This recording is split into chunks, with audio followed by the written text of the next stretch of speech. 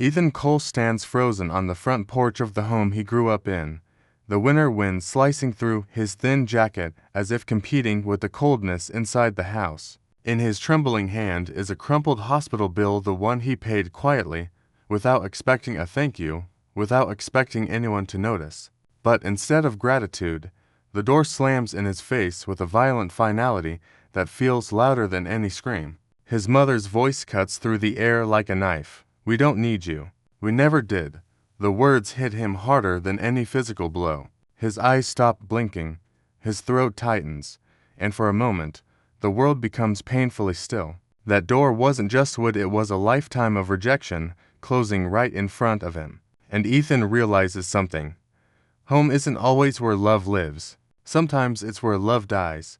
Inside the house, laughter erupts sharp, joyful, and painfully out of place like cruel music playing over a tragedy. Ethan remains on the porch, unwanted even by the warmth coming from the glowing windows. His older brother Ryan steps forward, smirking as if Ethan's existence is a personal inconvenience. The words dead weight spill from his mouth with casual cruelty, but they land like heavy stones in Ethan's chest. His father, Charles, doesn't even bother to look at him. He passes by as if Ethan is a shadow, not a son. The family cheers for Ryan's promotion, clinking glasses, celebrating a victory built partly on sacrifices Ethan made silently. But no one knows or cares. The camera zooms into Ethan's hands, fingers shaking, knuckles white, veins pulsing with swallowed rage. It is humiliation in its purest form, a moment so small yet so devastating it reshapes a man's heart forever.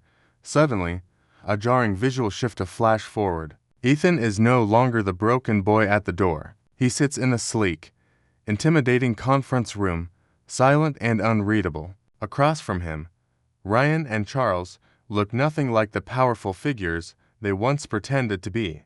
They sit small, pale, shaken. "Please, save us," Ryan whispers, voice cracking. Then cut. We snap back to the cold porch, to the moment where Ethan stands alone in the night, betrayal burning inside him. He finally turns away from the house, each step heavy, but strangely freeing. His internal monologue drifts over the scene like fog. "That was the night I realized. If I wanted a future, I had to build one alone." And for the first time, Ethan isn't walking away in defeat. He's walking toward the man he's destined to become. The night swallows him, but his story has only just begun. Growing up in the Cole household felt less like a family and more like a perfectly staged showroom. Everything had to be polished, presentable, admired. Ryan, the golden child, embodied the family brand, confident, athletic, always loud enough to dominate every room. He was the son his mother, Linda, proudly displayed like a trophy. Linda herself ran the house like a PR agency.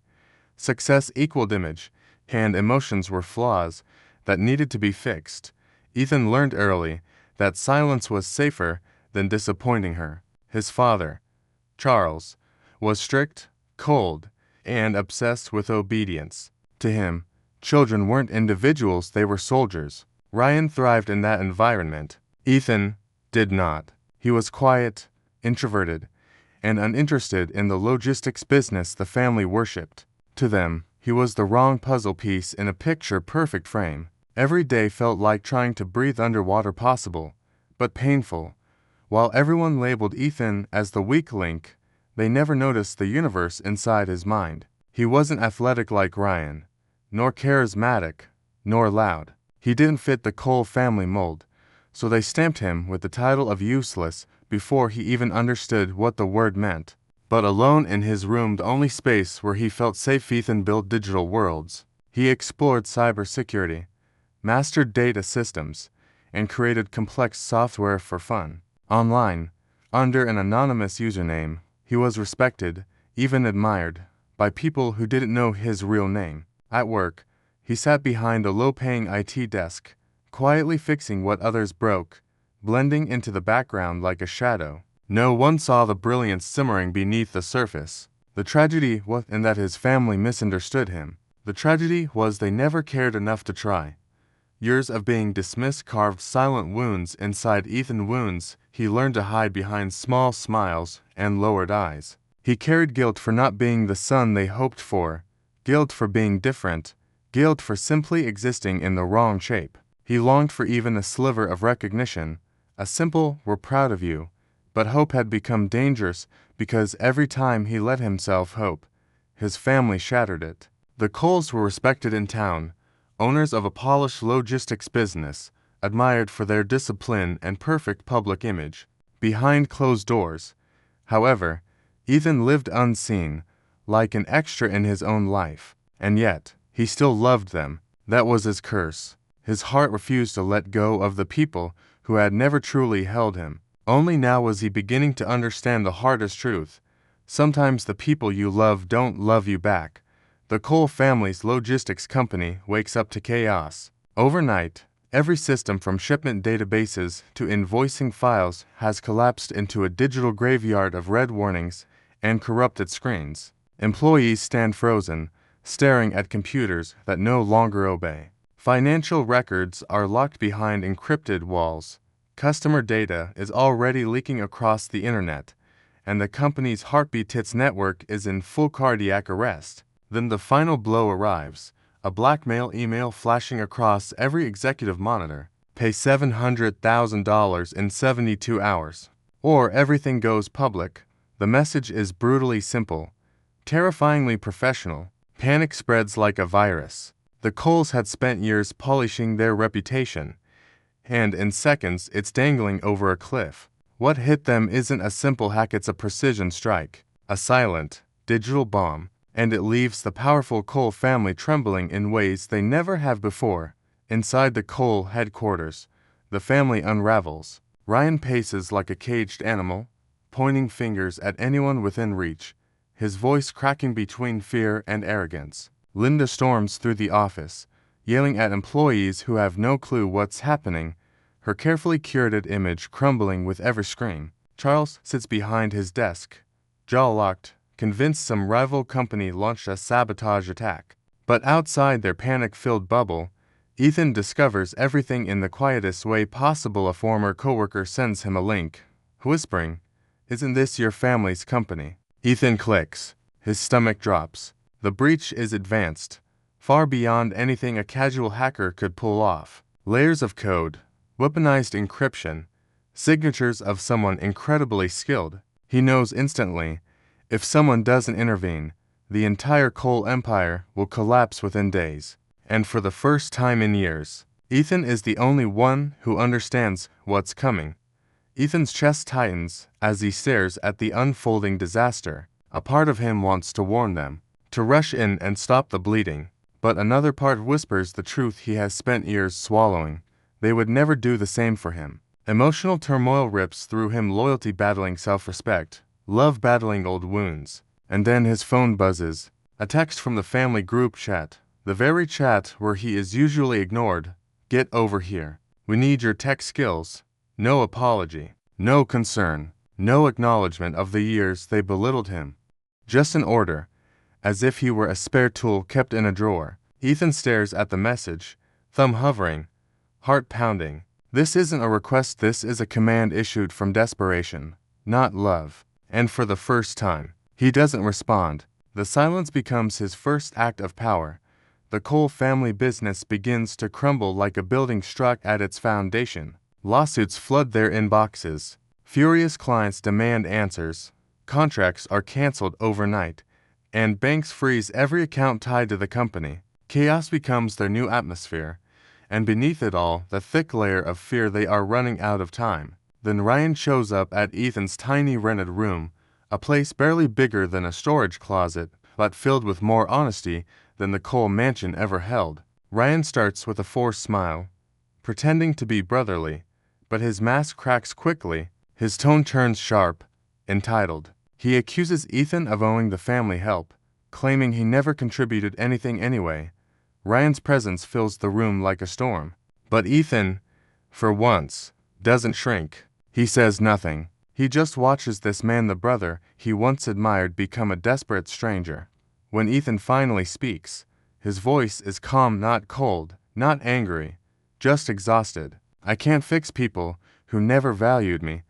The sentence hangs in the air like a verdict, and Ryan's face twists in disbelief before he storms out, slamming the door so hard the walls shake. Silence returns, but it's a heavy silence, suffocating in its truth. Ethan sits down on the floor, his back against the wall as childhood memories slam into him like waves. His mother's disappointed sighs, his father's harsh commands, Ryan's cruel laughter. You're slow. You'll never be anything. Why can't you be like your brother? For years, he swallowed those words until they rotted inside him. And now, alone in his room, he finally breaks not from weakness, but from the crushing weight of a lifetime of emotional bruises. Tears come silently, and with them, release. The next day, Maya, his co-worker, and one of the few people who ever really saw him, finds him looking hollow, drained. She sits beside him, without judgment, without questions. Your gifts are yours, she tells him gently, not theirs to use. Her voice is soft, but her words strike with the precision of truth. For the first time, someone validates what Ethan has felt for years. Meanwhile, the coal empire burns. Employees quit in waves, unwilling to go down with a sinking ship. News outlets run headlines exposing the sudden fall of the coal logistics dynasty. Investors pull out. At the office, Charles collapses into a chair during a heated meeting, clutching his chest, his first panic attack. Linda cries not from worrying, but from humiliation. The perfect picture she spent her life building is cracking, and through it all, their one lifeline. Ethan remains silent. For the first time in his life, Ethan opens his door to find his entire family standing there, not polished, not proud, but shattered. Their eyes are swollen, their clothes wrinkled, their voices shaking. Linda, who once told him he was never needed, breaks into tears the moment she sees him. We are begging you, please save us, she whispers, her voice trembling like glass about to break. Charles, usually stiff and commanding, looks older than Ethan has ever seen him. Even Ryan's arrogance has crumbled into fear. For a long moment, Ethan simply observes them, these people who taught him silence. Then he inhales deeply and speaks with a calm, controlled power they have never witnessed. He agrees to help, but not as their son, as a consultant, with a contract, payment, a written apology, and an official acknowledgement of the years of emotional abuse. The terms fall heavy. This time, Ethan holds the power. Ryan's face twists with rage, his ego tearing apart at the seams. You're enjoying this, aren't you? He spits, taking a step toward Ethan. Before Ryan can erupt completely, Charles grabs his arm with surprising force. Enough, he says quietly. He was always smarter than all of us. We just never wanted to see it. The words stun the room. Ethan, emotion unreadable, leads them to the company office, the war room now glowing with red alerts. Employees whisper as he enters, shocked to see the family outcast sitting at the command desk. Ethan's fingers move swiftly across the keyboard as he explains the truth. The attacker is a former contractor Ryan arrogantly refused to pay. The betrayal, the hack, the ransom, it all traces back to Ryan's ego. Ryan's jaw tightens, but this time he stays silent. Everyone watches Ethan, realizing he's the only one who can pull them out of this disaster. Ethan dives into the digital battlefield with unbroken focus. Lines of complex code flash across the screens as he constructs a custom decryption tool, chasing the hacker through layers of hidden servers. Hours stretch into the dead of night. His eyes burn, his hands shake, but he keeps going, powered not by loyalty, but by mastery. The office is silent except for the soft clicking of keys. Ryan watches, stunned. Linda prays quietly. Charles paces, helpless. Then it happens, the breakthrough. Ethan cracks the final encryption barrier. Files flood back into the system. Customer data restores. Financial accounts unlock. The ransom loses all power. A wave of gasps fills the room as the company's heartbeat comes back to life. Ethan leans back, exhausted but victorious. Employees who once mocked him now stare at him with awe. In that moment, the useless son becomes the savior of everything they built. The next morning, Ethan sits in the coal conference room no longer as the ignored son, but as the man who saved the empire. Charles approaches with trembling hands, carrying two things Ethan never imagined he would receive: a check far larger than anything he has ever earned, and a handwritten letter, a real apology, not typed, not formal, not cold, written by a father who had never written him anything before, not even a birthday card. Charles' voice cracks as he says, "I failed you. I'm sorry." Linda stands behind him, eyes swollen. Ryan can't even lift his gaze. Ethan reads the letter silently. The words cut deep, but they also heal. It's acknowledgement, something he craved his entire life. He exhales slowly, realizing closure isn't loud. Sometimes it's a quiet moment where the past finally stops chasing you. Ethan stands tall as he faces his family. He thanks them for the apology, for the honesty, and then, with extraordinary calm, tells them he won't be coming home. Forgiveness does not require returning to the place that broke him. "I wish you well," he says gently, "but my life is my own now." The sentence slices through the room more powerfully than any argument ever could. Linda begins to cry silently. Ryan bites his lip, ashamed to look at him. Charles nods with a grief that feels like acceptance. Ethan doesn't shout. He doesn't blame. He simply chooses himself for the first time in 24 years. As he walks through the office hallway, employees rise from their desks and clap. Some smile with genuine admiration. Others stare in disbelief at the transformation. He walks past them all, shoulders straight, finally stepping out of the role he never chose. Weeks later, Ethan sits in the small but bright co-working space, sunlight pouring across a desk filled with monitors and whiteboards covered in ideas. Beside him is Maya, steady, sharp, and the first person who ever believed in him without conditions.